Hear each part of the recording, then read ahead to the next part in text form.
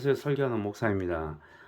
지난번에 출애굽기 1장 1절에서 14절을 한번 제가 하고 난 이후에 한번 묵상해 보셨는지 잘 모르겠어요.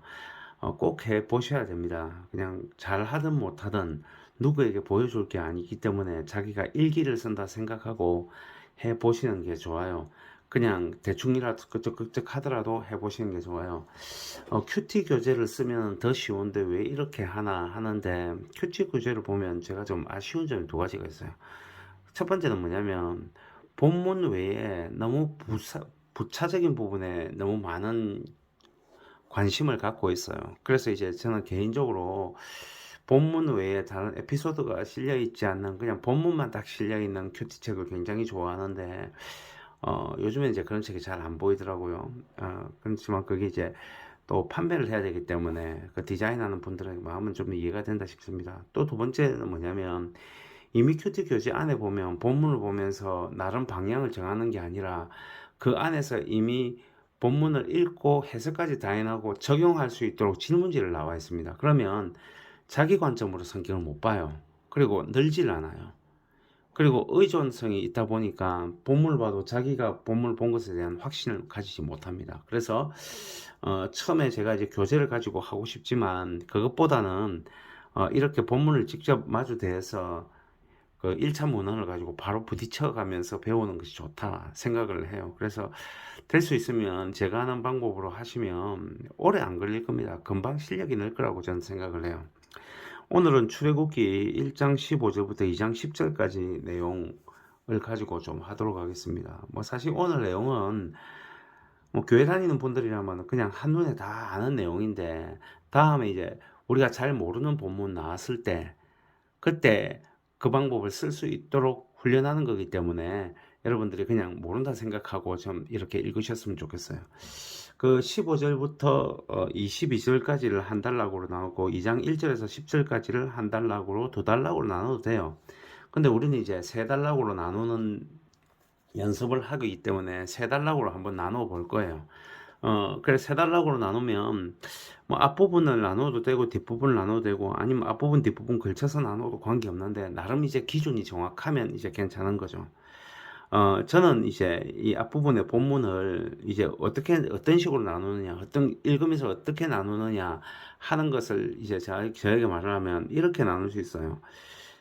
15절과 16절을 한 단락으로 잡을 수 있어요. 그리고 17절부터 22절까지를 한 단락으로 잡을 수 있어요. 이건 뭐냐면 그 기준이 애굽 왕이 산파들에게 명령한 거고요. 그 다음에 17절부터 끝까지는 산파들이 행동한 것, 이렇게 기준을 잡아서 이제 나누면은 두 단락으로 나눌 수 있어요. 때로는 15절부터 17절까지를 한 단락으로 나눌 수 있어요. 그래서 애굽 왕이 명령했으나 그들이 어겼다 하는 거하고, 18절부터 끝까지는 뭐냐면은 그 이유와 그 다음에 그 결과가 어떻게 되느냐 나눌 수 있고, 그 다음에 이제 또 한 부분 나눌 수 있는 게 이렇게도 나눌 수 있죠.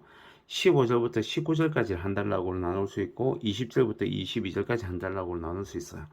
15절부터 19절까지 한 단락으로 나눈 건 뭐냐면 실제 일어난 사건, 산파들이 듣고 행한 사건이 뭐냐 하는 거고요. 20절부터 22절까지는 그 결과가 어떻게 되느냐. 그래서 전체적인 넓은 의미에서 볼 때는 하나님 백성이 붕괴되었고, 그 다음에 현실에서는 2장 1절에서 10절까지를 위해서 뭐가 했냐면 그 남아의 경우에는 나일강에 던져버리라고 하는 것을 이제 말을 하는 거죠. 그래서 이 부분을 이제 어떻게 나누든지 관계가 없습니다. 하여튼 나누는 훈련들을 하시는 게 굉장히 중요하다는 걸 말씀드리고요. 실제 한번 나눠보서 이제 노트를 작성해 보도록 하겠습니다. 예, 저는 큐티 노트를 작성하면서 저는 이제 아까 처음에 말씀드렸던 그것 중에서 이제 세 번째 15절부터 19절까지를 한 단락으로 나누었어요. 그 이유는 간단해요. 20절 이후 22절까지는 이제 결과를 말을 한다고 저는 생각을 하거든요. 그래서 15절부터 19절까지가 무슨 내용이냐면 애굽 왕이 산파들에게 명령을 하죠. 나마를 죽이라 했는데 누구에게는 빠졌죠. 이게 산파들에게.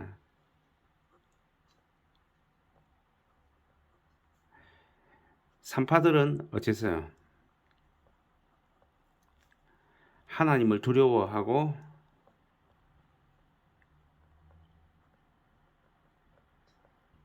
그리고 어, 남아들이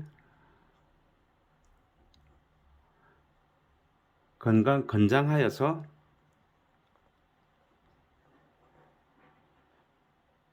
죽지 않았다고 하죠.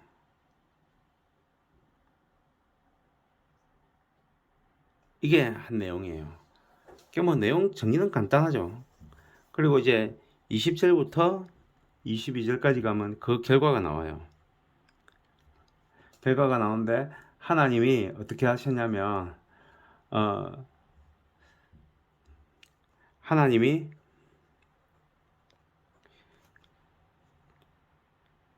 이스라엘 백성을 뭐 하기 위해서요?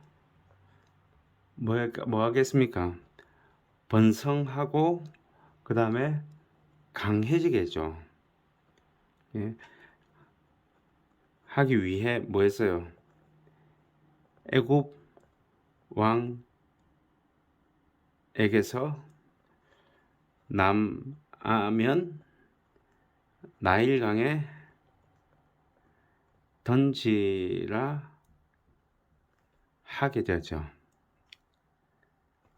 이게 전부 다예요. 그리고 2장 1절에서 10절까지는 무슨 내용이 여러분 잘 아시죠? 일단은 말로 한번 해보시는 게 좋아요. 1절 10절까지는 그 다음에 남아 하나가 태어났는데 그 아이가 3개월 이후에 나일강에 던져지게 되었고 애굽 그 바로 왕의 딸을 통해서 구원받아서 이름을 모세라 하였다. 이게 전체적인 내용이에요. 한번 적어볼까요? 레위 사람이 아들을 낳아 3개월간 숨기다 어디요? 나일강에 띄어보내죠. 보냈는데 그때 어떻게 돼요? 애굽 왕의 딸이 발견해서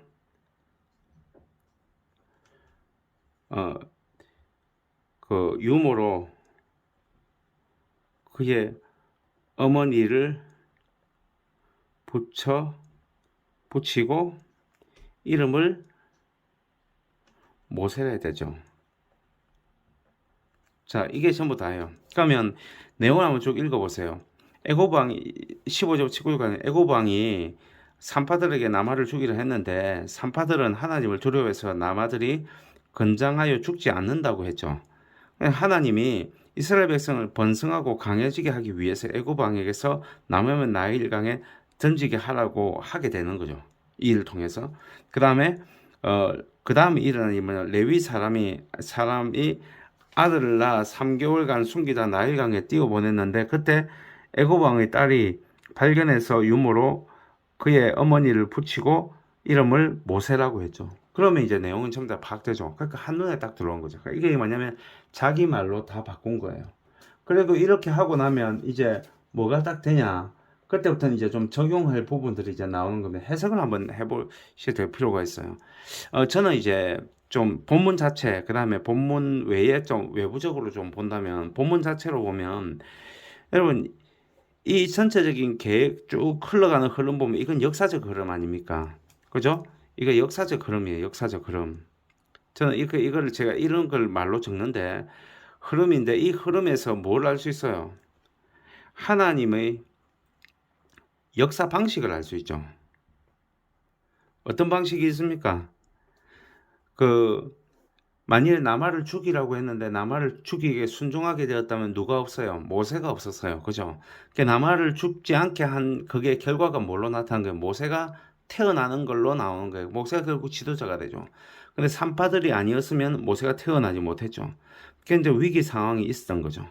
그리고 만일에 태어나서 이제 3개월 산파가 잘했다 하더라도 그의 어머니가 이거 뭡니까? 나일강에 이처럼 만들어 가지고 그 위에 앉혀서 영청을 발라서 띄워보내지 않았다면 아이는 죽었을 거고요. 그 다음에 그게 우연히 그 누굽니까 저 애고방의 딸에게 발견되지 않았다면 모세는 없는 거예요. 근데 그때 이제 목욕을 나온 거죠. 우연으로 보이지만 실제 이런 역사적인 이 위기 상황마다 뭐가 있었냐면 결국은 하나님이 큰 계획을 잡고 이끌어 가시는 것을 우리가 눈으로 직접 보는 거예요. 그래 우리가 그냥 성경을 읽으면서 그냥 아 이게 하나님의 역사다 이렇게 하는 것보다는 이런 좀 치밀한 이런 것을 통해 가지고 사건에 보면은 하나님이 어떻게 했단 말이 하나도 없는데도 불구하고 이런 것들이 전부 다 우연으로처럼 연결되어 가지고 일이 일어나는 거예요. 이게 이제 굉장히 이제 우리가 묵상할 내용이죠. 그러면은 이 내용을 가지고 이런 걸 딱 묵상하다 보면 바로 나에게도 적용이 되죠. 그럼 나에게 일어나는 일이 어떤 일이냐? 이 일을 통해서 내가 지금 이런 걸 겪고 있지만 이건 결코 우연이 아니다. 우연이란 말은 내가 잘 모르니까 우연이란 말을 붙이지 알면 우연은 아니거든요. 그러니까 우리는 아무리 하고 하나님 뜻을 찾기 위해서 막 기도를 해도 그렇게 쉽게 찾지 못해요. 우연으로 밖에 해석이 안 되는 거예요. 그래서 이 부분이 있고요. 또 한 가지 제가 아까 처음 말씀드렸다시피 1장부터 반복되는 말이 나와요. 그게 뭐냐면 생육하고 불어서 번성했단 거예요. 그래서 1장 7절에 가도 번성하게 되고요. 그 다음에 이스라엘 백성들이 고역을 시켜도 그 다음에 번성하게 되고요. 그 다음에 산파를 통해서도 결국 뭐 하는 게 되는 거예요? 번성하게 되는 거예요. 그게 왜 번성시키느냐? 그것도 하나님의 계획이 있는 거죠. 하나님이 처음부터 언약을 맺으실 때 생육과 번성한다 했기 때문에 하나님은 이 약속을 철저하게 지켜나가시는 거예요. 그래야지 민족이 힘이 있어야지 출애굽을 해도 가능하기 때문에 그렇게 해 나가시는 거죠. 이제 그런 내용들을 여기에 쭉 적으시면 돼요. 그리고 이제 적용 파트를 적으시면 되는 거예요. 그럼 저는 이제 이 노트를 저는 이제 2달라고 했는데 어떻게 했느냐 한번 보여드릴게요. 예, 저는 이런 식으로 지금 해 놓은 거예요. 제가 그냥 간단하게 하고 저는 이 방법을 지금 여러분에게 강의하기 위해서 이렇게 적어 놓은 거기 때문에, 어, 지침서처럼 제가 이제 적으니까 그냥 이렇게 보여지지만 실제로는 이제 큐티한 방법 좀 다른 방법이 있으니까 그렇지만 이제 초반기에는 이렇게 하는 게 좋거든요. 그럼 저는 이제 한눈에 좀 들어오니까 이제 2달락으로 그냥 나눠서 바로 한 거예요. 그래서 이런 식으로 작성해 보시면 아마 쉬우리라 생각합니다. 어, 저를 따라하려고 하지 마시고요. 계속적으로 여러분이 한번 개발해 보세요. 어떻게 하는 게 더 좋으냐. 처음에는 모방을 하세요. 그리고 난 다음에 응용을 하신 게 훨씬 좋다고 생각합니다. 그러면 다음 시간에는 그 다음 본문을 가지고 한번 여러분들 묵상해 하셨으면 좋겠습니다. 큐티를 잘 못하시거나 큐티를 배우고 싶은데 잘 안 되거나 한번 이렇게 지침을 따라서 같이 이렇게 해보시고 싶은 분은 저희 채널에 오셔서 큐티 같이 합시다를 한번 같이 구독해 주셨으면 좋겠습니다. 감사합니다.